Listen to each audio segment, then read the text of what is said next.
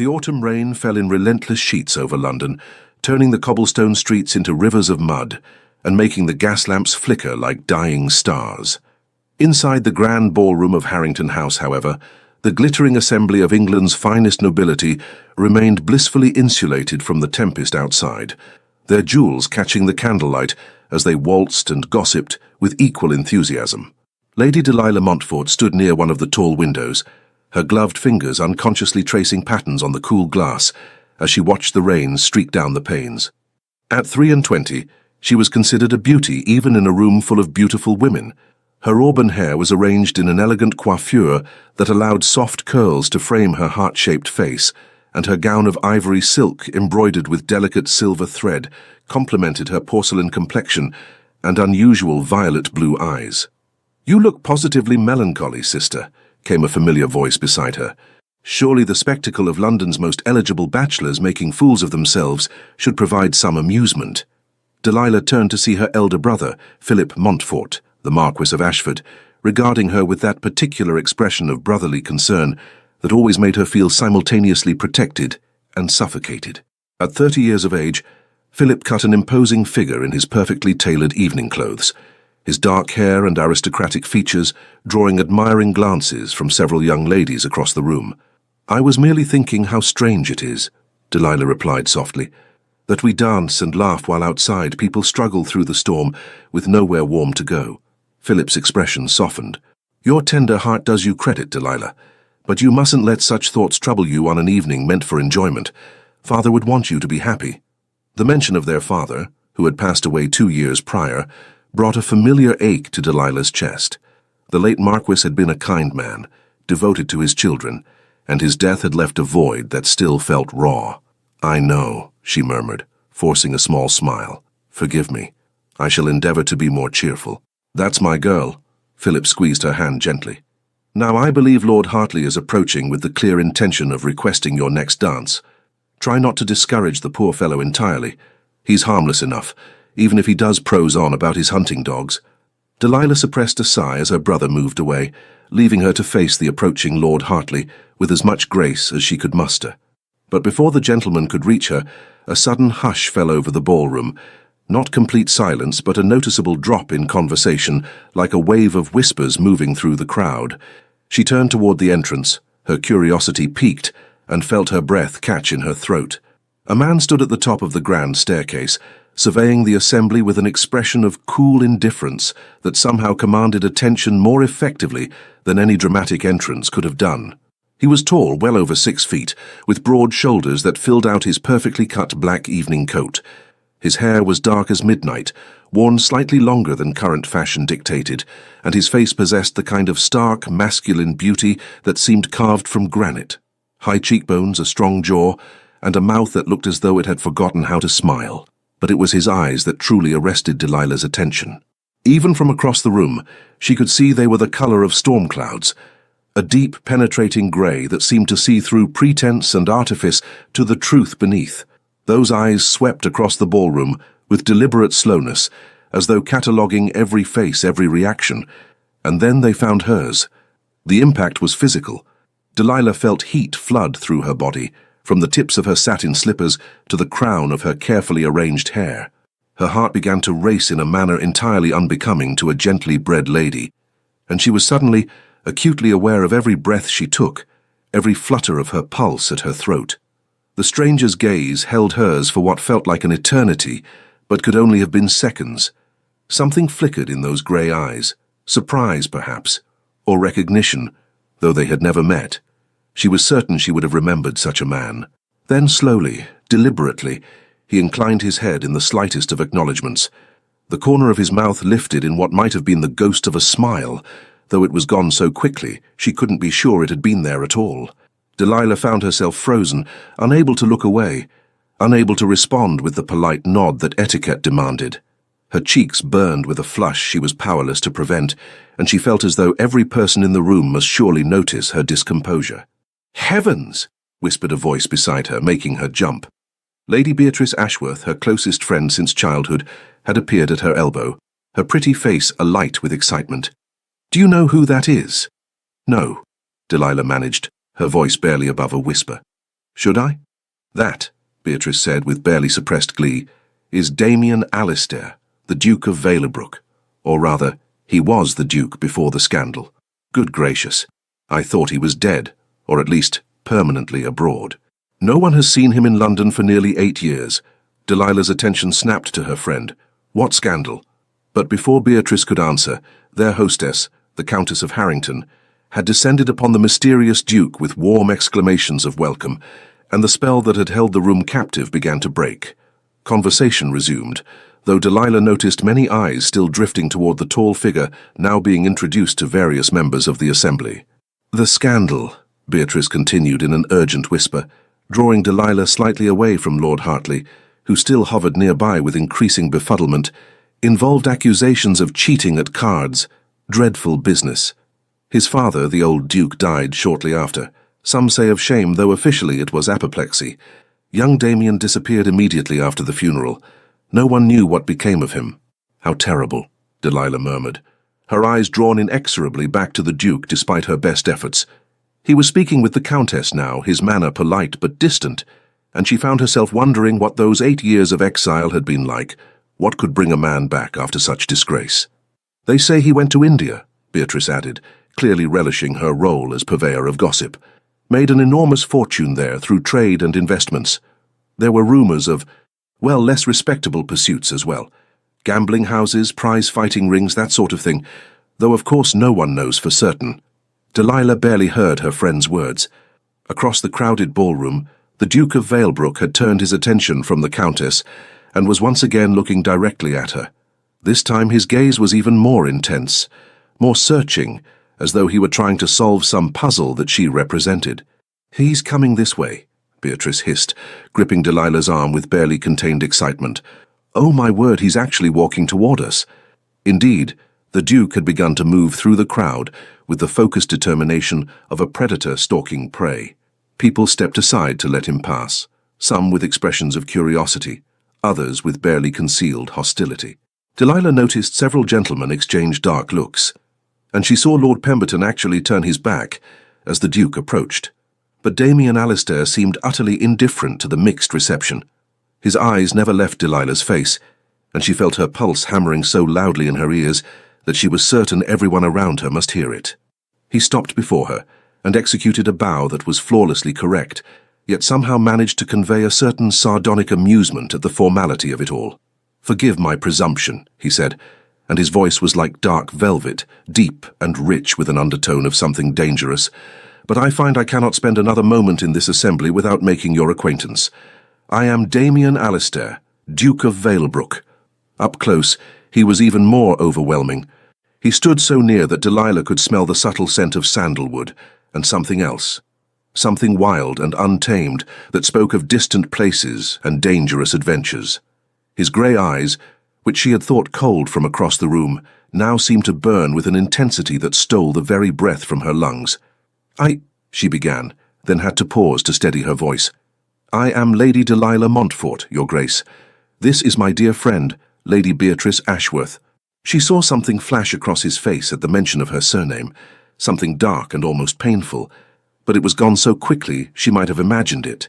"Lady Delilah," he repeated, and the way he said her name sent shivers down her spine. "Would you do me the very great honor of granting me the next dance?" It was an audacious request.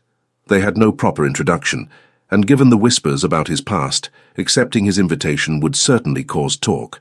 The sensible thing, the proper thing, would be to politely decline. But Delilah found herself utterly incapable of being sensible. Something in his eyes, a vulnerability buried deep beneath the dangerous exterior, a loneliness that called to something in her own soul, made refusal impossible.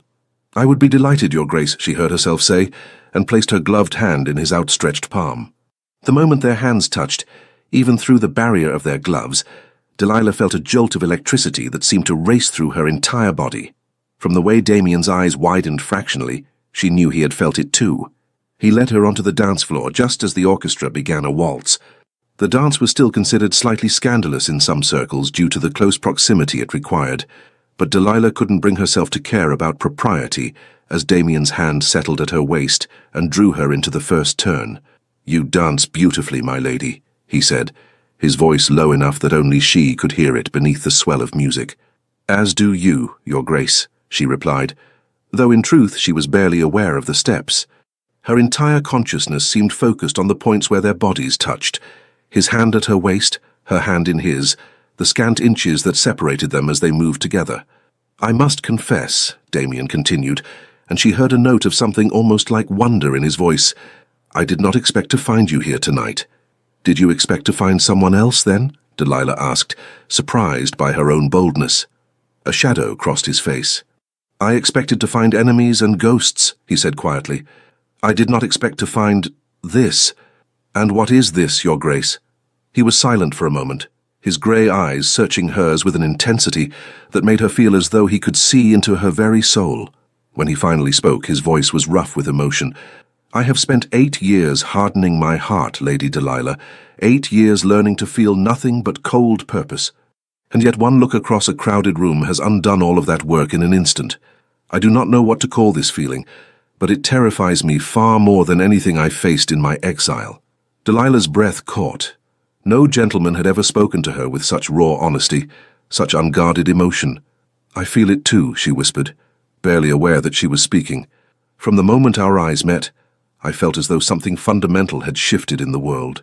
"Then we are both in grave danger," Damien said, and there was genuine anguish in his voice now. "For I have come here tonight not for pleasure, but for justice, and you, Lady Delilah Montfort, are connected to a man I have sworn to destroy." The music seemed to fade as the full import of his words sank in. "What do you mean?" she asked, though a cold dread was already forming in her stomach. Before Damien could answer, another voice cut through the moment like a knife. "Remove your hands from my sister at once, Valebrook." Delilah turned to see Philip striding toward them, his face dark with fury.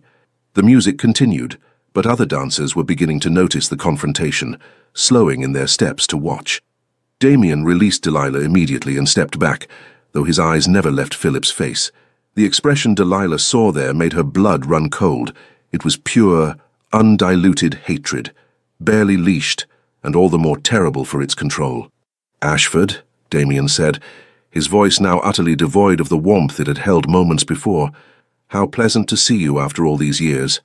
"You have no business here," Philip said, positioning himself protectively between Damien and Delilah. "No business in this house, and certainly no business dancing with my sister." "On the contrary," Damien replied with deadly calm, "I have every right to be here. My title has been restored, my reputation, such as it was, rebuilt through years of hard work. As for dancing with your sister, the lady herself granted me permission. Or do you now make decisions for her as well?" "How dare you?" Philip began, his hand moving toward his glove, and Delilah realized with horror that he was about to issue a challenge to a duel. "Stop it!" she cried, stepping between them. "Both of you, stop this at once. Philip, we are causing a scene. And Your Grace, if you have some grievance with my brother, this is neither the time nor the place to pursue it." She could feel the eyes of the entire ballroom upon them now. The orchestra had fallen silent, and the whispers were rising like a tide. Damien looked at her, and she saw something crack in that carefully controlled facade. "Forgive me, Lady Delilah," he said softly. "I never meant to distress you, but your brother and I have unfinished business from years past. Business that I intend to resolve." "What business?" Delilah demanded, looking between the two men. "What could possibly have happened to cause such animosity?" "Ask him," Damien said, gesturing toward Philip. "Ask your beloved brother what he did 8 years ago. Ask him about the cards that were found in my possession during that fateful game. Ask him who really put them there." Philip's face had gone white. "You dare to accuse me of—" "I dare to speak the truth," Damien interrupted, his voice cutting like steel. "I dare to name you for what you are, a cheat, a liar, and the man who destroyed my father's honor and hastened him to his grave." The ballroom erupted into shocked exclamations. Philip looked as though he might strike Damien where he stood, but the Duke merely smiled, a cold, terrible expression that held no humor whatsoever. "But I did not come here tonight to brawl like common ruffians," Damien continued, straightening his cuffs with elaborate care. "I came to announce my return to society and to inform certain parties that I have not forgotten the debts owed to me. Debts," he added, his eyes boring into Philip's, "that I fully intend to collect." With that, he turned to Delilah and bowed once more, his expression softening fractionally. "Lady Delilah, it has been a revelation to meet you. I hope we shall encounter each other again under more pleasant circumstances." Then he was gone, striding through the parting crowd toward the exit with his head held high, leaving chaos and furious whispers in his wake. Delilah stood frozen, her mind reeling. She looked at her brother, who was still staring after the Duke with an expression of such mingled fury and fear that it made her stomach turn. "Philip," she said quietly, touching his arm, "is it true? Did you do what he says?" Philip's jaw clenched. "We are leaving," he said, taking her elbow in a grip that was just short of painful.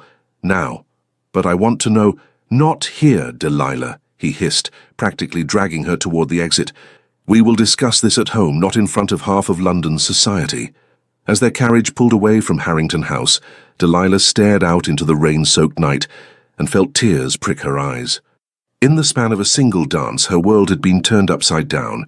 She had met a man who made her feel alive in ways she had never imagined possible, only to discover that he was her brother's sworn enemy, bent on some terrible revenge. And the worst part, the absolute worst part, was that even knowing this, even understanding that Damien Alistair was dangerous and vengeful and quite possibly planning to destroy her family, she could not stop her treacherous heart from racing at the memory of his touch, could not banish the image of those grey eyes from her mind. What had he said? That they were both in grave danger. As the carriage rattled through the London streets, Delilah pressed her hand to her chest, feeling her heart hammer against her palm, and knew that he had been absolutely right. The Montfort residence on Grosvenor Square was silent when Delilah and Philip returned from the ball, save for the soft footsteps of servants who took their cloaks and retreated with lowered eyes that suggested they had already heard whispers of the evening's scandal. "The library," Philip said tersely, and Delilah followed him into the book-lined room that had been their father's sanctuary.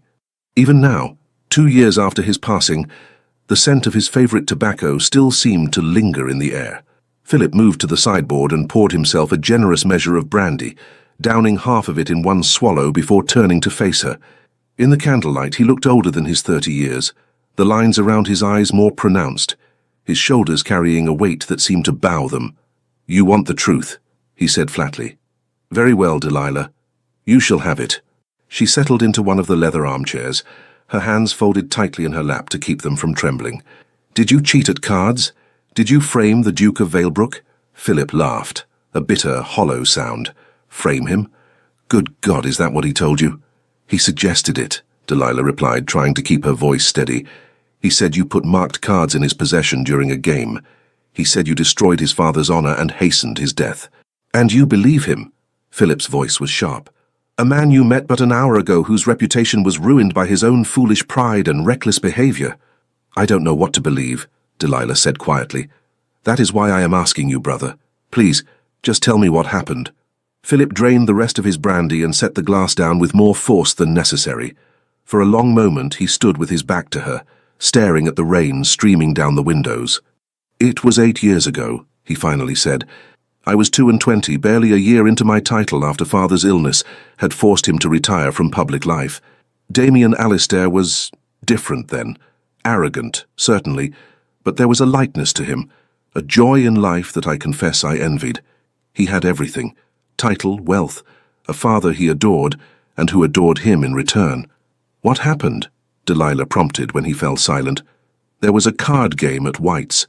Very high stakes, even by the standards of our set. Damien was winning, he usually did, he had the devil's own luck. But that night, something felt wrong. The way he handled the cards, the pattern of his wins. Lord Pemberton noticed it first. He called for the deck to be examined." Philip turned to face her now, his expression haunted. "They were marked, Delilah. Subtly, expertly, but marked nonetheless.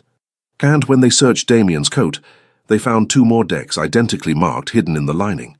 "But how did they get there?" Delilah demanded. "Surely anyone could have placed them." "His valet confessed," Philip interrupted. Under questioning, the man admitted that Damien had ordered him to prepare the decks, to sew the secret pocket in his coat. There were witnesses, documentation, everything required to prove the matter beyond doubt. Delilah's mind was racing. "But Damien claimed you were responsible." "Of course he did," Philip said wearily. "He stood to lose everything. His reputation, his honor, his father's respect. Rather than accept the consequences of his actions, he lashed out, made wild accusations against anyone he could think of. He claimed I had bribed his valet, that I had orchestrated the entire affair out of jealousy. Were you jealous? The question slipped out before Delilah could stop it. Philip's expression hardened. Perhaps. Does that make me a villain? Damien Alistair had never known hardship, never struggled, never watched a parent waste away from illness while the bills mounted and the vultures circled. Yes, I resented his easy charm, his effortless success. But I did not cheat, and I certainly did not frame an innocent man. He moved closer, crouching beside her chair so he could look directly into her eyes. Delilah, I loved our father. When he died, it nearly destroyed me. Do you truly believe I could deliberately drive another man's father to his grave out of petty spite? Delilah looked into her brother's eyes so like her own, and saw genuine pain there, genuine conviction. But she also remembered the way Damien had looked at her, the raw anguish in his voice when he spoke of his father's death. I don't know what to believe, she whispered. One of you is lying. But which one? Then believe the evidence, Philip said urgently. Believe the testimony of a dozen witnesses, the confession of the valet, the marked cards themselves. Damien Alistair was guilty, Delilah. His own actions condemned him. The only reason he's back in London now, flaunting himself at society balls, is because he made a fortune in India, probably through equally questionable means, and money has a way of washing away even the darkest stains. He stood abruptly, pacing to the fireplace. He's dangerous, sister. Whatever he said to you tonight, whatever spell he tried to weave, you must stay away from him. He wants revenge, and he'll use anyone and anything to get it, including an innocent young woman who happens to be his enemy's sister. The words struck Delilah like a physical blow. Was that all she had been to Damien during their brief dance? A means to an end, a weapon to be wielded against Philip.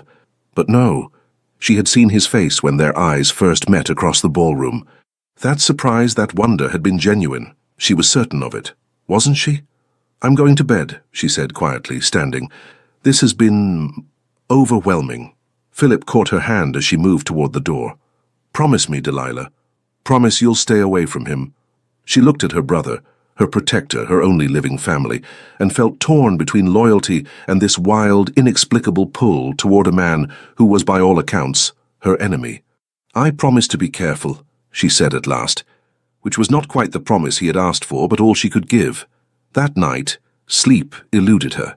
She lay in her bed, listening to the rain drum against the windows, and her mind replayed every moment of her encounter with Damien Alistair, the intensity of his gaze, the gentleness of his touch, the raw emotion in his voice when he spoke of the feeling between them. And then his final words, "You, Lady Delilah Montfort, are connected to a man I have sworn to destroy." Could a man intent on revenge feel the kind of connection she had felt?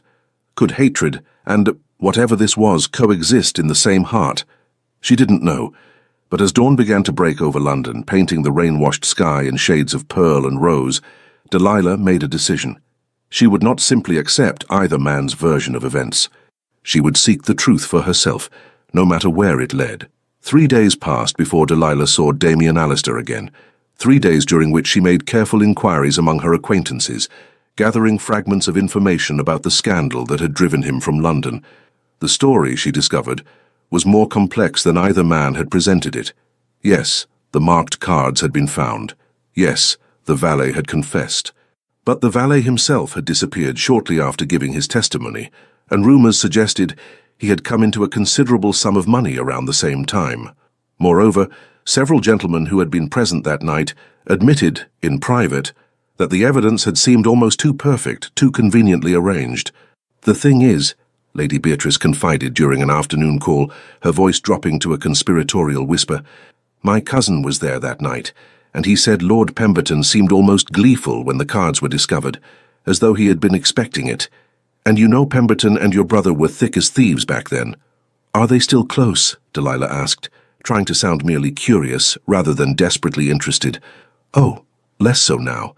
Pemberton moved to his country estate a few years ago, after some unpleasantness with debts. But back then, yes, they were practically inseparable. The information churned in Delilah's mind as she and Beatrice walked through Hyde Park, their maids trailing at a discreet distance. It was one of those crisp autumn days when the sun broke through the clouds in shafts of golden light, and the fallen leaves crunched satisfyingly beneath their boots. They were discussing the upcoming Devonshire ball when Beatrice suddenly gripped Delilah's arm. "Don't look now," she hissed, "but the Duke of Valebrook is riding this way. Good heavens, he cuts a fine figure on horseback." Of course, Delilah looked immediately. Damien was indeed approaching on a magnificent black stallion, controlling the powerful animal with an ease that spoke of years of expert horsemanship. He was dressed for riding in buckskin breeches and a dark coat that emphasized the breadth of his shoulders, and even from a distance, those grey eyes seemed to find and hold hers. "Lady Delilah," he said, bringing his mount to a halt and dismounting in one fluid motion. "Lady Beatrice, what a pleasant surprise." "Your Grace," Delilah managed, acutely aware of her racing pulse. "I trust you are well?" "Well enough," he replied, and she caught the double meaning in his words, the unspoken acknowledgement of the turmoil that had followed their dance. "I wonder if I might have a word with you in private, Lady Delilah. That is," he added, glancing at Beatrice, "if your companion would be so good as to allow it." Beatrice's eyes were practically dancing with curiosity. "Of course, Your Grace. I shall just admire those roses over there, quite intently, and at some distance." She practically skipped away, leaving Delilah alone with Damien save for the maids who hovered far enough away to preserve propriety while remaining visible. "I must apologize," Damien said quietly, his eyes searching hers. "For the scene at the ball, I never intended to cause you such distress." "Then why did you ask me to dance?" Delilah asked, surprised by her own boldness. "If you knew I was Philip's sister, if you came to the ball seeking confrontation with him, why approach me at all?" A muscle worked in Damien's jaw. "Because I am, it seems, a far greater fool than I realized. I saw you across that ballroom, and every carefully laid plan, every cold calculation, every vow I had made to myself over 8 years of exile, all of it became meaningless. In that moment, there was only you." The raw honesty of his words stole Delilah's breath. "But afterward I remembered who I was and why I had returned to London," Damien said grimly. "I remembered the look on my father's face when society turned their backs on him, when his oldest friends refused to acknowledge him in the street. I remembered finding him dead in his study, a letter to me clutched in his hand, begging me to clear our family name." His voice broke slightly on the last words, and Delilah saw the agony in his eyes, the grief that 8 years had not diminished. "I'm so sorry," she whispered. "Losing a parent is... I know how it feels to carry that pain." "Then you understand why I cannot simply forget," Damien said. "Why I must see justice done." "Justice," Delilah repeated. "Or revenge?" He smiled bitterly. "Is there a difference?" "Yes," she said firmly. "Justice seeks truth and restoration. Revenge seeks only to inflict pain. What is it you truly want, Your Grace?" Damien was silent for a long moment, his grey eyes studying her face as though memorizing every feature. "A week ago, I could have answered that question without hesitation. Now," he shook his head, "now I find myself questioning everything." "My brother says you were guilty," Delilah said, watching his reaction carefully. "He says there were witnesses, evidence, a confession." "And do you believe him?" "I want to believe him," she admitted. "He is my brother, my protector, but—" "But?" Damien prompted. "But I have also made inquiries of my own, and I have found that the truth of that night is perhaps not as clear as either of you would have me believe." Something flickered in Damien's expression. Respect, perhaps, or hope. "You are investigating?" "I am seeking to understand what really happened. And I will tell you the same thing I told Philip. I will not simply accept your word or his without evidence." Damien stepped closer, close enough that she could see the fine lines at the corners of his eyes, the shadow of stubble along his jaw. "You are a remarkable woman, Lady Delilah Montfort, more remarkable than I ever could have imagined. Flattery will not sway me," she said, though her voice was not as steady as she would have liked. "It is not flattery if it is the simple truth." His hand lifted as though he might touch her face, but he stopped himself, letting it fall back to his side. "I did not cheat at cards that night. I swear it on my father's grave, on everything I hold sacred. I was framed, and your brother was instrumental in that deception." "Then prove it," Delilah challenged. "If you want me to believe you, show me evidence. Don't just demand that I take your word over Philip's." "I intend to," Damien said. I have spent 8 years gathering information, tracking down witnesses, piecing together what really happened that night. Soon, I will have everything I need to expose the truth before all of society. And what then? Delilah asked softly. When you have your proof, when you have destroyed my brother's reputation as yours was destroyed, will that bring your father back? Will that ease the pain you carry? The question clearly struck deep. Damien's jaw clenched, and she saw a war playing out behind his eyes. I don't know, he finally admitted, but I know I cannot move forward with my life until I have laid the past to rest, until I have honored my father's memory by clearing his name and exposing those who wronged him. And where do I fit into all of this? The question came out barely above a whisper. Damien's expression softened, and this time he did reach out, his fingers brushing lightly against her gloved hand. Even through the fabric, she felt that electric connection, that pull that seemed to draw them together despite all reason. You, he said quietly, are the complication I never anticipated. The one factor that threatens to undo all my carefully constructed plans. Because I find, Lady Delilah, that I cannot pursue vengeance against your brother without hurting you, and the thought of causing you pain is unbearable. Then perhaps you should reconsider your course, Delilah said, though her heart was hammering. Perhaps there is another way to clear your father's name without destroying my family. Is there? Damien asked. Can you suggest such a way? Delilah thought of Philip's face when he had spoken of their father, the genuine pain she had seen there. Whatever had happened 8 years ago, she did not believe her brother was entirely villain or Damien entirely victim. The truth, she suspected, lay somewhere in between. I will help you, she said, surprising even herself. I will help you discover what really happened that night. But in exchange, you must promise me something. What? Damien asked, his eyes intent on hers. That whatever we discover, you will pursue justice rather than revenge, that you will not seek to destroy Philip simply for the sake of destruction, and that you will give me time to speak with him, to try to find a resolution that does not tear apart everything I hold dear. It was a bold proposition, and she saw Damien wrestle with it. She was asking him to trust her, to delay his revenge, to place his faith in the sister of the man he believed had ruined his life. Why would you do this? He asked finally. Why help me when it could cost you your brother's affection, your place in society, everything you know? Delilah met his gaze steadily. Because I believe in truth, because I loved my father, and I see that same love for your father in your eyes, and I understand what that loss means, and because— She paused, gathering her courage. Because whatever this feeling is between us, I cannot simply ignore it, even if I should. A slow smile spread across Damien's face, the first genuine smile she had seen from him, and it transformed his austere features into something almost boyish, achingly vulnerable. Very well, Lady Delilah, he said softly. You have yourself an accord. We shall seek the truth together wherever it may lead, though I warn you, you may not like what we discover. I would rather face an ugly truth than live with a beautiful lie, Delilah replied. Then we are of one mind, Damien said.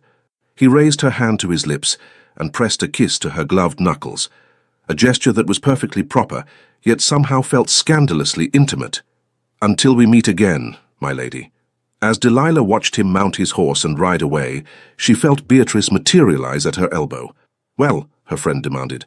What did he say? What happened? Good gracious, Delilah, the way he looked at you. I thought he might carry you off on his horse then and there.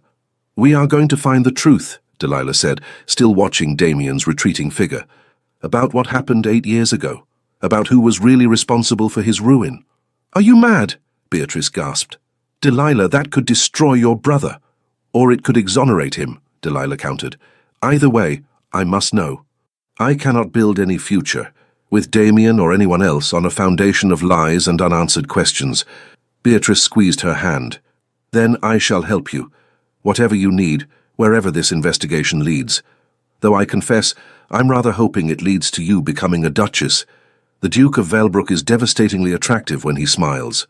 Despite everything, Delilah laughed. But as they turned to leave the park, she felt the weight of what she had undertaken settling on her shoulders. She had promised to help Damien uncover the truth, but she had also promised Philip she would be careful. She could only pray that when all was revealed, there would still be a way to bridge the chasm between the two men, and to follow her heart without betraying her family. The investigation began in earnest the following week. Damien sent Delilah a note, delivered by a trusted footman rather than through conventional channels, suggesting they meet at Hatchard's bookshop on Piccadilly, where they could speak privately under the guise of literary browsing. Delilah arrived with Beatrice as her chaperone, though her friend was more than happy to lose herself in the latest Gothic novels, while Delilah made her way to the history section where Damien waited. He looked different in the daylight streaming through the shop's windows, less dangerous, more human, though no less compelling. When he saw her approach, his entire demeanor softened in a way that made her heart flutter. "Thank you for coming," he said quietly, pretending to examine a volume on Roman military tactics. "I wasn't certain you would." "I gave you my word," Delilah replied, selecting a book at random and opening it without truly seeing the pages. "Have you discovered something?" "Perhaps. There is a man, James Whitmore, formerly a footman in Lord Pemberton's household. He left service rather suddenly 8 years ago and has been living in a modest cottage in Kent ever since. Too modest, given his previous position and lack of other employment." Delilah's pulse quickened. "You think he knows something?" "I think he was paid to know something and keep quiet about it," Damien said grimly. "I've had investigators watching him for the past 2 years, waiting for the right moment to approach. That moment, I believe, has come. He's recently taken ill and has been seeing the local physician regularly. A man facing his mortality often wishes to unburden his conscience." "You mean to question him?" "I mean to offer him a chance at redemption," Damien corrected, "and enough money to ensure his remaining days are comfortable in exchange for the truth." Delilah considered this. "When do we leave for Kent?" Damien's eyebrows rose. "We? You don't think I'm going to let you conduct this investigation without me, do you? Besides, a dying man might be more inclined to speak honestly to a gentle lady than to an imposing duke seeking revenge." A smile tugged at Damien's lips. "You are quite possibly the most extraordinary woman I have ever met."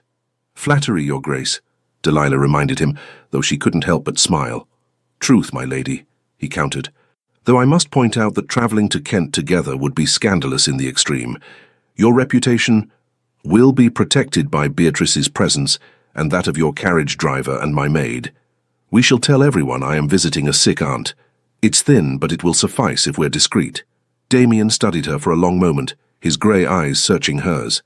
"Why are you doing this, Delilah? Truly? You risk so much for a truth that may hurt your brother deeply." It was the first time he had used her given name without her title, and the intimacy of it sent warmth flooding through her. "Because I cannot live a lie," she said simply. "And because when I look at you, I see a man carrying a terrible burden of grief and injustice. If I can help lighten that burden, how can I not try? Even if the truth proves I am right about your brother." Delilah's throat tightened. "Even then, though I pray it will not come to that." They arranged to depart 2 days hence, which gave Delilah time to prepare her deception. She told Philip she would be visiting the Ashworth country estate for a week. Beatrice's parents were conveniently abroad, making the lie difficult to verify, and packed a modest trunk with the help of her lady's maid, Martha, who was loyal and discreet. The morning of their departure was grey and cold, with fog rolling through the London streets like ghostly fingers. Damien's carriage was unmarked and elegant, drawn by 4 perfectly matched horses, and he handed both ladies into it with careful courtesy. But once they were underway, with Martha dozing in the corner and Beatrice pretending to read while actually watching them with keen interest, the careful distance evaporated. "Tell me about your father," Delilah said softly. "What was he like?" Damien was silent for so long that she thought he might not answer. But then he began to speak, his voice low and filled with memory. "He was the kindest man I ever knew. When I was a boy, he used to take me riding in the early mornings before the estate woke. We would race across the fields, and he would let me win even though his horse was faster. Afterward we would sit by the lake, and he would tell me stories about his own father, about the history of our family, about the responsibilities that came with our title." Damien's expression grew distant, lost in the past. "He taught me that privilege meant obligation, that our wealth and position existed not for our own comfort, but so we could help those less fortunate.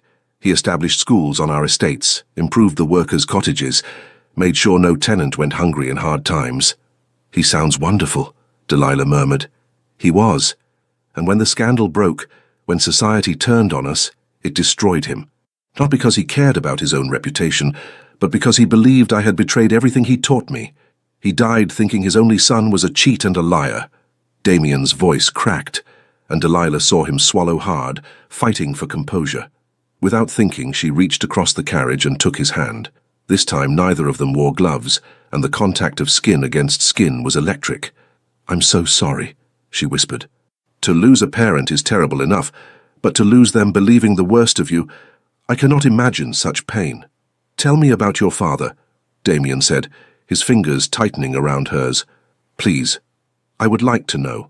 So Delilah spoke of her own father, his gentle humor, his love of books, his pride in his children. She spoke of watching him decline, of the illness that had stolen his strength bit by bit, until the vibrant man she knew was just a shadow. "At the end, he made Philip promise to always protect me," she said. "I think that's why my brother is so intense about keeping me safe.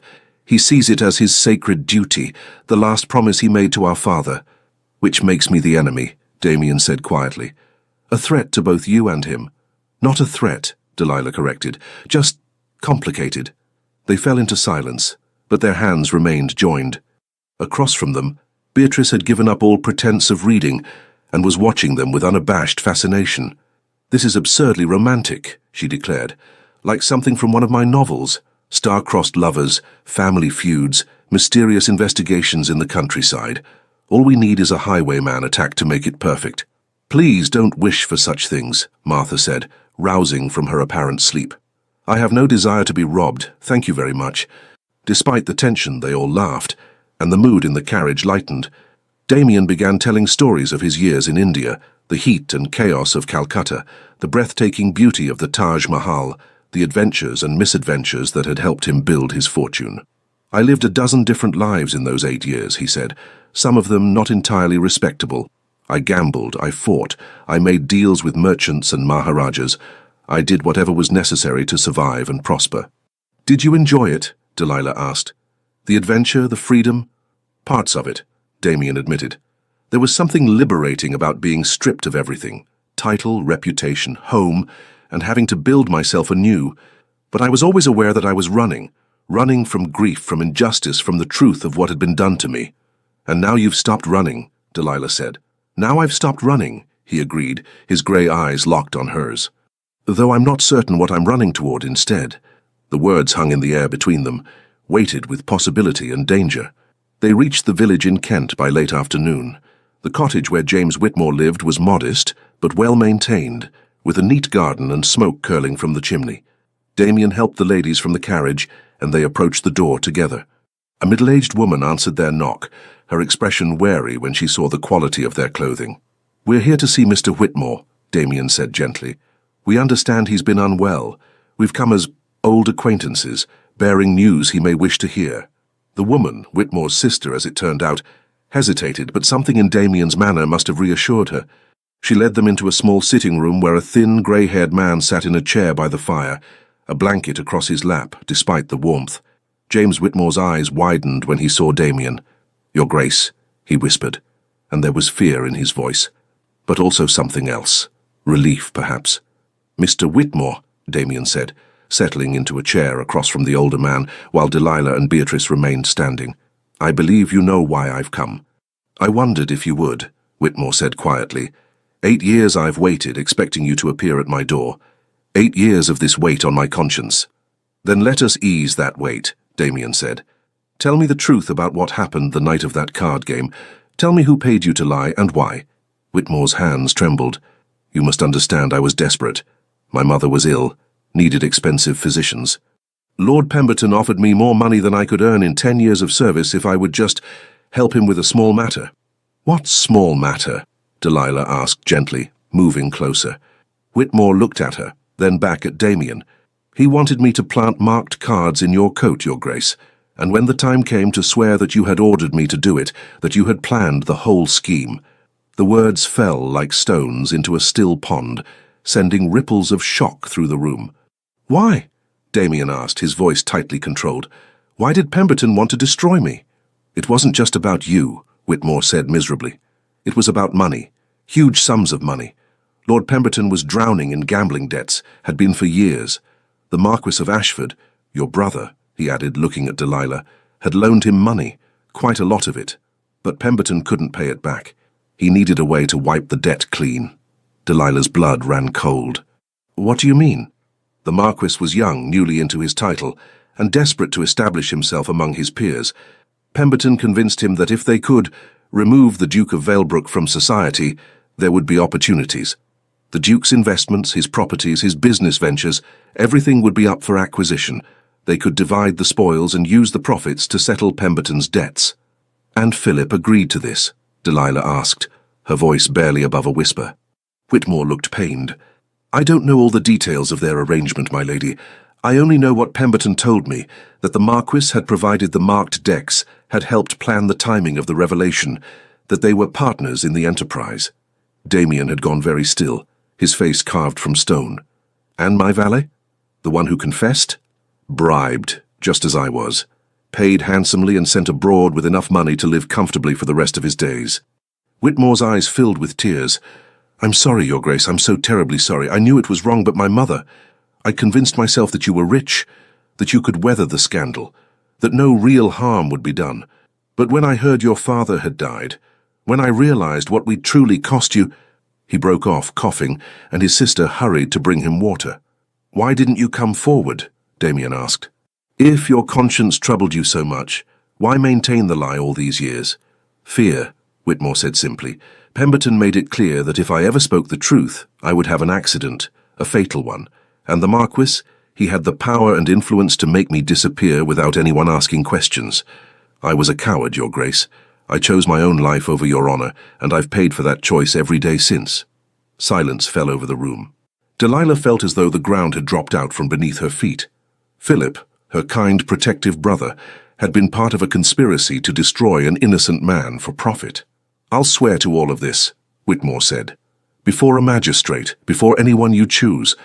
I'm dying anyway. The physician says I have perhaps 3 months remaining. I'd like to meet my Maker with a clean conscience, even if it means facing earthly punishment first. Damien stood abruptly and walked to the window, staring out at the fading light. Delilah could see the tension in every line of his body, the barely controlled rage that threatened to break through his careful composure. Your Grace, she began, but he held up a hand. I need a moment, he said tightly. Please. Delilah turned to Whitmore. This testimony, you would truly be willing to give it publicly? I would, my lady, though I expect it will bring ruin to your family name. For that I am sorry. The truth is the truth, Delilah said, though her voice shook, no matter how painful. Outside she found Damien pacing in the small garden, his hands clenched into fists. When he heard her approach, he spun to face her. I was right, he said, and there was no triumph in his voice, only anguish. All these years I was right. Your brother destroyed my life, killed my father, and I was right. I know, Delilah whispered, tears streaming down her face. I'm so sorry, Damien, I'm so very sorry. Sorry? He laughed bitterly. What good is sorry? Will it bring my father back? Will it restore the 8 years I lost, the home I had to flee, the life that was stolen from me? No, Delilah said. But what will bring those things back? Revenge? Destroying Philip as he destroyed you? Will that heal the wounds in your heart? I don't know, Damien shouted, then seemed to catch himself. When he spoke again, his voice was quieter, but no less intense. I don't know what will heal me, Delilah, but I know I cannot simply let this go. Justice demands truth and restitution, Delilah interrupted, not more destruction. Yes, Philip must face consequences for what he did, but please, Damien, please, let me speak to him first. Let me confront him with this evidence and give him a chance to make amends before you bring this before all of society. Why? Damien demanded. Why should I show him any mercy when he showed none to me? Because you are a better man than he is, Delilah said fiercely. Because revenge may satisfy for a moment, but it will not bring you peace. And because... She stepped closer, placing her hand on his chest, feeling his heart race beneath her palm. Because I love you, Damien Alistair. I love you, and I cannot bear to see you consumed by hatred and bitterness. The words seemed to shock them both. They stood frozen in the twilight garden, the world narrowing to just the two of them. You love me? Damien whispered. I do, Delilah confirmed, tears still streaming down her face. Heaven help me, but I do. I love your strength and your pain. your quest for justice and your capacity for feeling. I love the man you are and the man you could be if you let go of this need for vengeance." Damien's hands came up to frame her face, his thumbs brushing away her tears with infinite gentleness. "I love you too," he said hoarsely. "From that first moment across the ballroom I have been utterly, completely yours, and it terrifies me because loving you means choosing between my vow to my father and my hope for a future. How can I do both? By seeking justice rather than revenge," Delilah pleaded. "By demanding that Philip make amends, restore what he took, acknowledge his crimes, but also by allowing him the chance for redemption. People can change, Damien. They can grow and learn from their mistakes. 8 years ago, Philip was young and foolish and desperate. That doesn't excuse what he did, but perhaps there's a way forward that doesn't require destroying everyone involved." Damien pulled her close, burying his face in her hair. She felt him tremble, felt the war raging within him between the cold, vengeful man he had become and the better man he wanted to be for her. "I will give you 1 week," he said finally. 1 week to speak to your brother, to show him the evidence, to see if he is capable of the remorse and restitution you believe possible. If he is, if he truly repents and makes amends, then perhaps we can find another path. But if he refuses, if he maintains his lies or attempts to harm Whitmore or anyone else involved, then I will bring the full force of the truth down upon him, and let society judge him as they judged me." It wasn't everything Delilah had hoped for, but it was enough. "Thank you," she whispered. "Thank you for giving him a chance." "I'm not doing it for him," Damien said.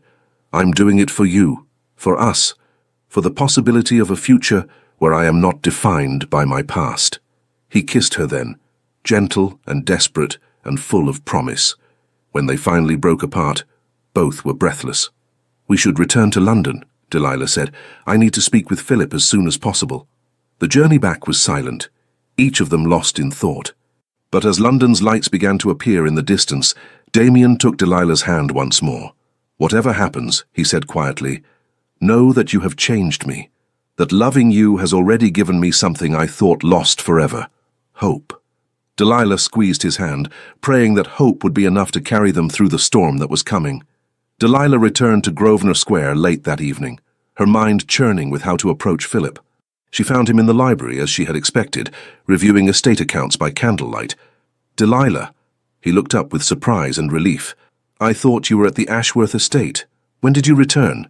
"Just now," she said, closing the door behind her. "And I need to speak with you about something of grave importance." Something in her tone made Philip set down his pen. "What's happened? Are you all right?"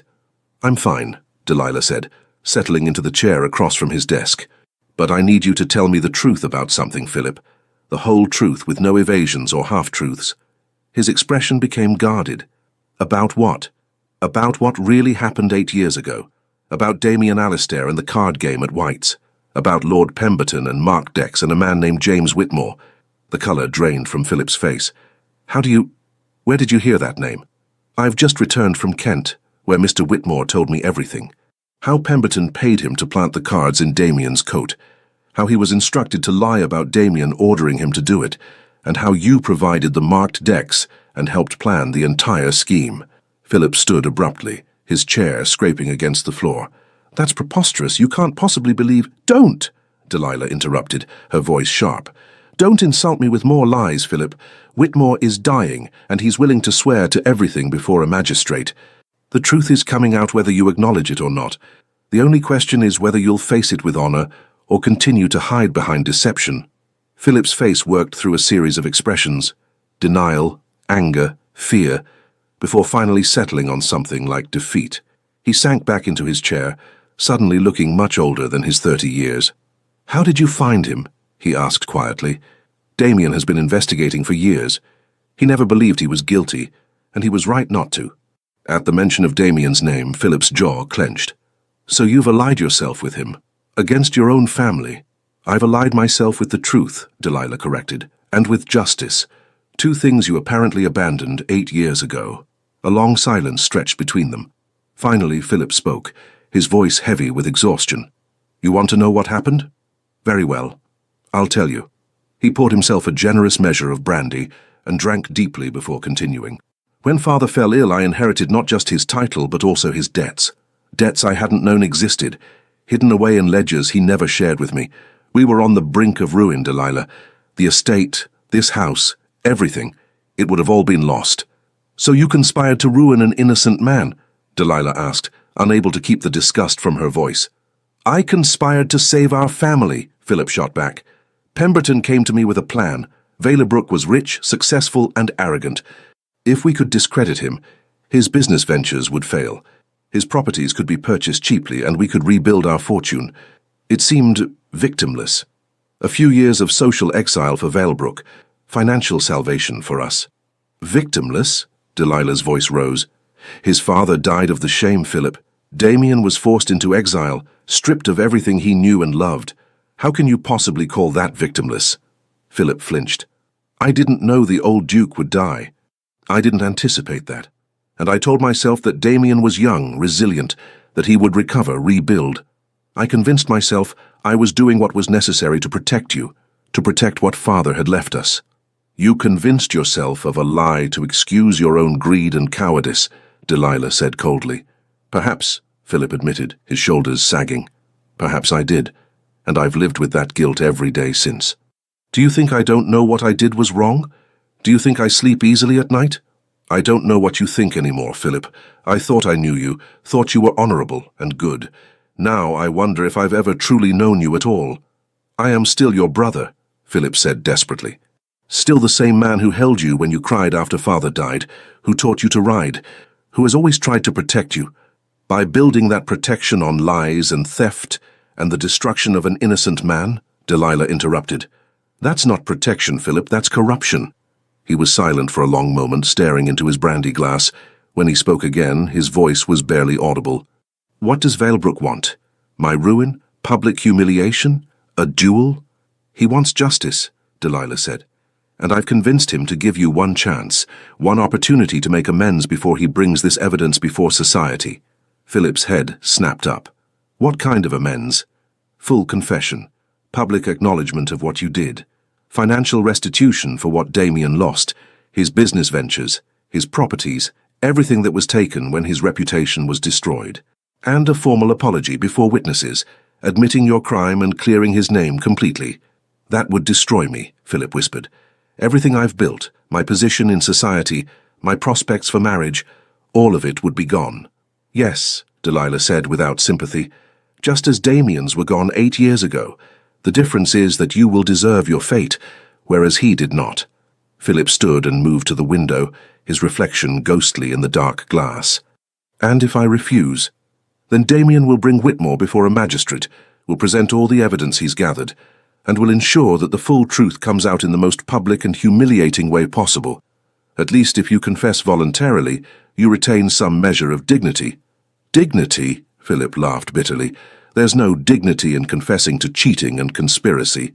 There's more dignity in owning your mistakes than in being exposed as a liar and a coward, Delilah countered. Father used to say that true nobility wasn't about titles or wealth. It was about character, about doing the right thing even when it's difficult. Show me that you still have some of Father's character left in you, Philip. Do the right thing. Philip turned to face her, and she saw tears glistening in his eyes. You love him, don't you? Valebrook. Delilah didn't hesitate. I do.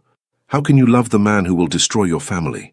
How can I not love the man whose life and honor my family destroyed? Delilah responded. Philip, Damien has every right to hate us, to seek revenge without mercy. But he's giving you a chance at redemption because I asked him to, because despite everything, he's a better man than you were 8 years ago. The question is, are you a better man now than you were then? The question hung in the air between them. Philip sank back into his chair, his face buried in his hands. I don't know if I can do it, he said finally. Confess publicly, face the scandal, lose everything. You can, Delilah said firmly, because the alternative is worse. If you're exposed as not just a cheat but a coward who refused to take responsibility for his actions, you'll never be able to hold your head up again. But if you confess, if you make amends, at least there's a possibility of eventual redemption. She moved to kneel beside his chair, taking his hands in hers. I'm not asking you to do this for Damien. I'm asking you to do it for yourself, for your soul.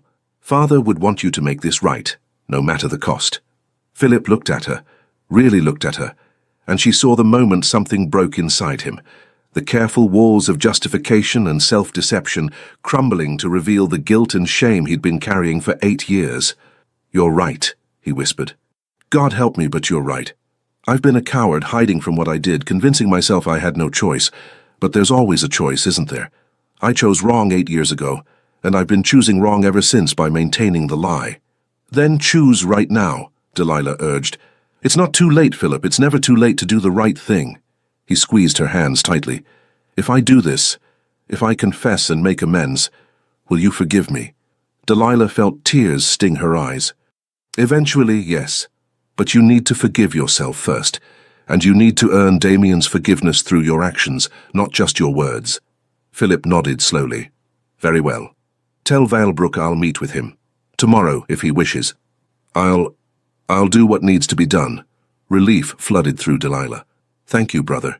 Thank you for finding the courage to do what's right." "Don't thank me yet," Philip said with a sad smile.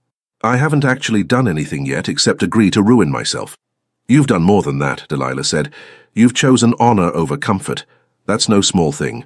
The meeting was arranged for the following afternoon at Damien's townhouse in Mayfair. Delilah insisted on being present, and after some argument both men agreed. She arrived early and found Damien in his study, staring out the window with that same haunted expression she had seen so often. "He's agreed to confess," she said without preamble, "to make full restitution and clear your name publicly." Damien turned to face her, and she saw a complex mix of emotions in his grey eyes. Satisfaction, yes, but also uncertainty, and something that looked almost like disappointment. "Why does it feel hollow?" he asked quietly.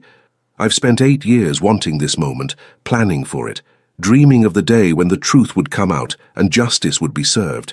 But now that it's here, I feel empty." Delilah moved to stand beside him, taking his hand. "Because revenge never fills the void left by loss. You wanted your father's honor restored, and it will be. You wanted acknowledgement of the wrong done to you, and you'll have it. But none of that will bring your father back or return those 8 years you lost." "Then what will?" Damien asked, turning to face her fully. "What's the point of any of this if it doesn't heal the wounds?" "You will heal the wounds," Delilah said softly, "by choosing to move forward rather than remain trapped in the past, by building a new life with new purpose and new love." Damien pulled her into his arms, resting his forehead against hers.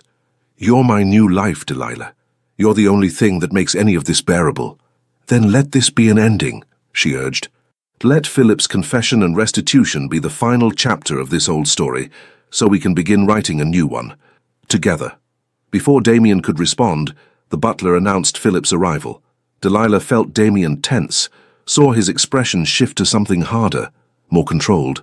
Philip entered the study looking as though he hadn't slept all night. His cravat was slightly askew, his hair less perfectly arranged than usual, and there were dark circles beneath his eyes. But he held himself upright, his shoulders back as he faced the man he had wronged. "Your Grace," he said formally, with a bow that was correct but not deferential. "Thank you for agreeing to see me." "Ashford," Damien replied, his voice cool. "My understanding is that you have something to say to me." Philip glanced at Delilah, who gave him an encouraging nod. He took a deep breath and began. 8 years ago, I conspired with Lord Pemberton to destroy your reputation through false accusations of cheating at cards. I provided the marked decks, helped plan the timing of their discovery, and allowed an innocent man to be ruined for my own financial gain." The words seemed to cost him dearly, and Delilah saw his hands trembling slightly. But he continued, his voice growing stronger. "My actions led to your exile, and to the death of your father, the late Duke. No apology can undo that harm. No restitution can restore what you lost.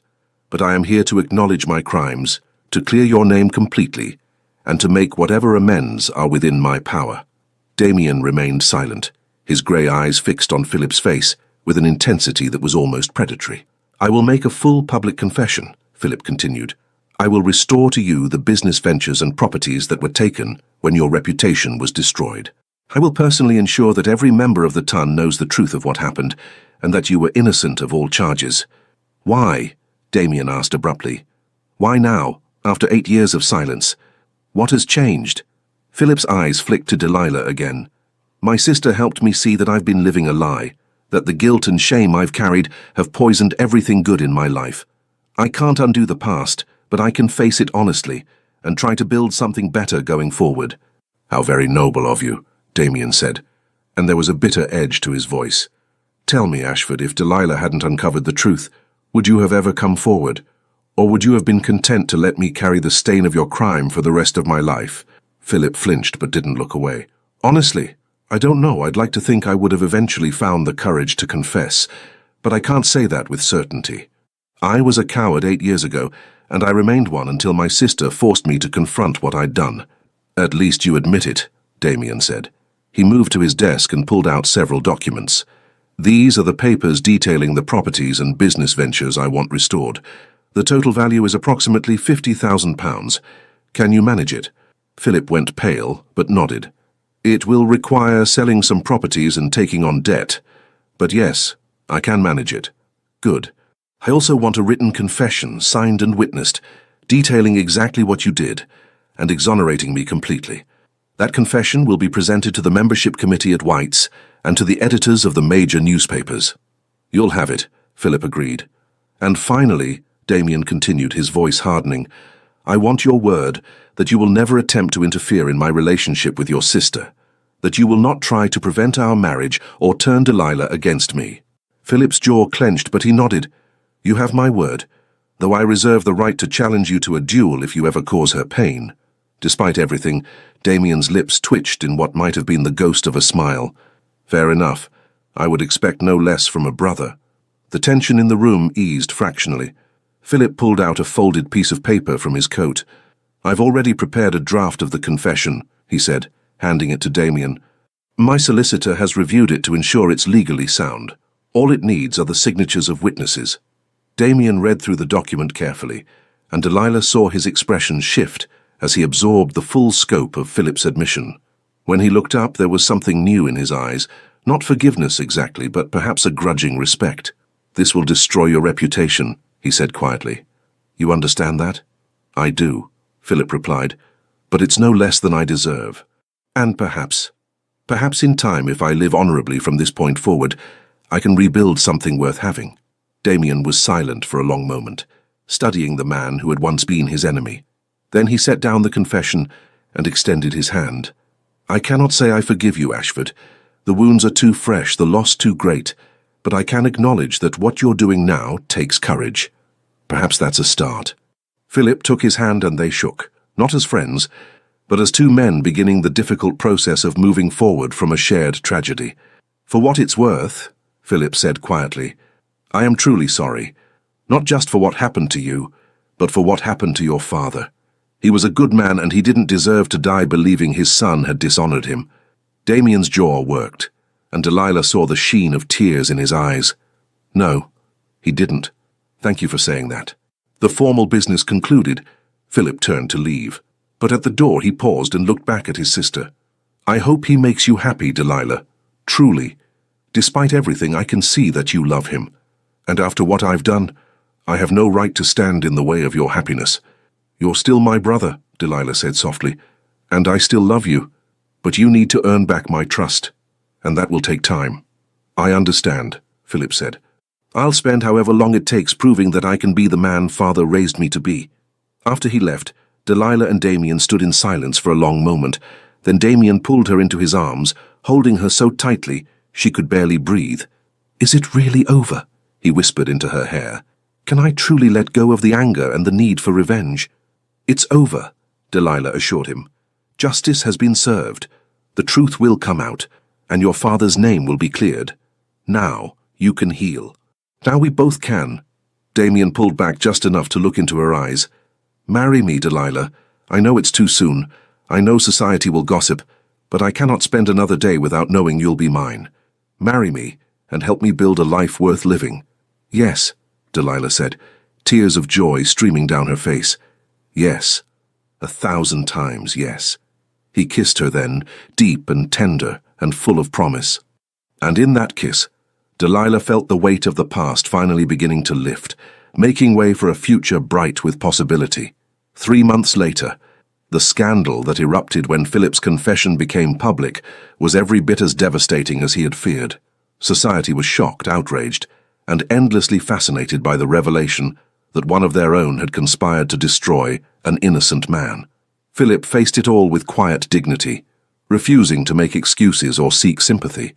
He paid the restitution to Damien, sold properties to cover the debts, and accepted his social exile without complaint. But he also found unexpected allies. Several gentlemen who had themselves been victims of false accusations came forward to support him, praising his courage in confessing. And slowly, very slowly, Philip began to rebuild his reputation, not as the charming young marquis he had been, but as a man who had made terrible mistakes and was working to atone for them. Damien's name was completely cleared, and Whites formally reinstated his membership with a public apology. Several of his former business partners reached out to renew their associations, and the investments he had made in India began to pay extraordinary dividends. But more than any of that, he had Delilah. They were married in a small ceremony at the Valebrook country estate, with only close friends and family in attendance. Philip gave his sister away with tears in his eyes, and Beatrice served as Delilah's witness, practically bursting with delight at having predicted the romantic outcome from the very beginning. As Damien and Delilah exchanged their vows in the estate chapel where his parents had been married, he felt his father's presence not as a weight of obligation or guilt, but as a blessing. He had honored his father's memory by seeking justice and truth. Now he could honor it further by building a life of purpose and love. The reception was held in the gardens, and as the summer sun began to set, Damien led his new wife away from the celebration to walk beside the lake where he had once ridden with his father. "I used to think revenge would bring me peace," he said, his arm around Delilah's waist. "But it was love that healed me. You healed me, Delilah." "We healed each other," she corrected, resting her head against his shoulder. "How you taught me that truth and justice matter, even when they're difficult, and I taught you that forgiveness and moving forward matter too." They stood in comfortable silence, watching the light dance on the water. Then Delilah smiled and placed her hand on her still flat stomach. "I have something to tell you," she said softly. "The physician confirmed it this morning. We're going to have a child." Damien's breath caught. He turned to face her fully, his hands framing her face with infinite tenderness. "A child," he repeated wonderingly. "Our child." "Yes," Delilah laughed through happy tears. "A new beginning, a new life, everything we've both hoped for." Damien dropped to his knees, pressing his forehead against her stomach. "I swear to you," he said, his voice thick with emotion, "I swear to our child that I will be the father my father was, that I will teach our son or daughter about honor and love, and the courage to do what's right even when it's hard." "I know you will," Delilah said, her fingers threading through his dark hair. "Because you are a good man, Damien Alistair. You always were, even when the world tried to make you believe otherwise." As they walked back to the celebration hand in hand, Damien felt something he hadn't experienced in 8 long years, complete and utter contentment. The past had been laid to rest. Justice had been served, and the future, with Delilah by his side and a child on the way, stretched before them bright with promise. Behind them the sun set over the lake in shades of gold and crimson, painting the sky with beauty. And ahead, through the garden gates, they could hear the sounds of laughter and music, the celebration of new beginnings and hard-won happiness. Damien had come back to London seeking vengeance. Instead, he had found something infinitely more valuable: redemption, love, and the peace that comes from letting go of hatred and embracing hope. And as he looked at his wife, his beautiful, courageous, remarkable wife, he knew that his father would be proud. Not because he had destroyed his enemy, but because he had chosen to build a future worth living instead. 1 year later. The nursery at Valebrook House was filled with afternoon light when Damien entered, having just returned from Parliament, where he had given his maiden speech. He found Delilah in the rocking chair, their infant son cradled against her chest, her voice soft as she sang a lullaby. "How was your speech?" she asked, looking up with a smile. "Well received, I think," Damien said, kneeling beside the chair to look at his son, Thomas James Alistair, named for both their fathers. The baby had Delilah's auburn hair and Damien's grey eyes, and at 3 months old he was already showing signs of his mother's determined personality. "Philip was there," Damien added quietly. "He approached me afterward to congratulate me on the speech. We spoke for a few minutes. It was cordial." Delilah's eyes brightened. "I'm glad. I know it's still difficult between you, but The fact that you can speak civilly is progress. It is, Damien agreed. He reached out to stroke his son's impossibly soft cheek. I want Thomas to know both his parents' families. I want him to understand that people can make terrible mistakes and still find redemption if they're willing to work for it. He'll understand, Delilah assured him, because he'll have parents who teach him about both justice and mercy, about holding people accountable and also giving them chances to change. Thomas stirred in her arms, making small, cooing sounds. Damien took him carefully, holding his son against his chest and marveling as he did every time at the perfect miracle of this tiny life. I used to think my father's death had destroyed any chance I had at happiness, he said softly. But now I see that the path I walked, as painful as it was, led me here. To you, to our son, to this life we're building together. Do you still miss him? Delilah asked gently. Your father? Every day, Damien admitted. But I think he would be proud of the man I've become, not because I got revenge, but because I learned to let go of hatred and choose love instead. He looked down at his son, whose grey eyes were beginning to drift closed. And I promise you, Thomas, that I will be the father to you that mine was to me. I will teach you honor and kindness, justice and mercy. I will show you that true strength lies not in vengeance, but in forgiveness, not in holding grudges, but in building bridges. Delilah stood and wrapped her arms around both of them, creating a circle of warmth and love. We'll teach him together, she said, and he'll grow up knowing that even when darkness threatens, love is always stronger. As the afternoon sun streamed through the nursery windows, the small family stood together, united by bonds that had been tested and proven unbreakable. Damien had returned to London seeking to destroy his enemy, but in the process he had found something infinitely more precious. A love worth fighting for, a family worth building, and the peace that comes from choosing hope over hatred.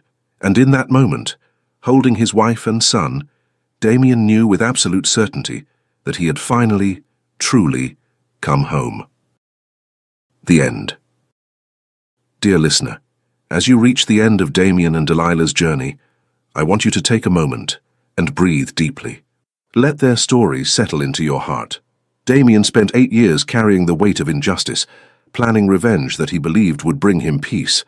Perhaps you too have carried hurts from years past, betrayals by people you trusted, losses that still ache in the quiet hours of the night. But here is the truth. Holding on to bitterness is like drinking poison and expecting the other person to suffer. Those 8 years didn't hurt the people who wronged Damien. They only imprisoned him, keeping him trapped in the worst moment of his life. The transformation came through love and choosing to see beyond the hurt to the possibility of healing. You are not the sum of what others have done to you. Like Damien, you have the power to choose what comes next. Philip's story teaches us that it's never too late to make amends. Yes, confession cost him dearly, but in facing his mistakes honestly, he finally freed himself. If you're carrying guilt tonight, know this. You cannot build a good life on a foundation of lies. It's never too late to choose the harder, better path. And Delilah reminds us that love doesn't mean accepting wrongdoing. It means standing courageously between justice and revenge, demanding truth without destroying relationships.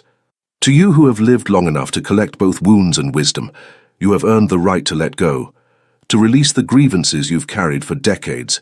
You deserve to sleep peacefully, to wake without that familiar weight of old anger pressing on your chest. As you prepare to sleep tonight, imagine laying down 3 heavy stones. The first stone is the injustice done to you. It happened, it was wrong, but it no longer has to define you. The second stone is guilt for mistakes you've made. You cannot change the past, but you can change tomorrow. Forgive yourself. The third stone is the fear that nothing will ever get better. Your path forward exists, even if you cannot see it yet. Trust that it's there. You are stronger than you know. You have survived every difficult day so far. That strength is woven into the very fabric of who you are. Sleep deeply tonight, dear listener. You are protected. You are not alone in your struggles. You matter. Your life matters. Your story matters. And just like Damien and Delilah, you too can choose love over hatred, hope over despair, and tomorrow over yesterday. Rest now. Tomorrow is a new chapter, and you get to help write it. Some people hear with their ears, but you, dear listener, you heard with your heart. And for that, we are eternally grateful. Thank you for being here. The Legends of the Fall Team. Thank you for staying with us until the very end of Damien and Delilah's powerful journey. We pour our hearts into every story we share, and your presence here means everything to us. If you felt moved by this tale of love, justice, and forgiveness, please consider supporting our channel by liking the video, leaving a comment, subscribing, and sharing it with someone who loves historical romance. From the bottom of our hearts, thank you for being part of this community. Your support keeps us inspired to continue crafting stories full of redemption, emotional depth, and true love. At the end of this video, you'll see another story from our channel. Click it, and let yourself be swept away by yet another unforgettable tale. With all our gratitude, the Legends of the Fall team.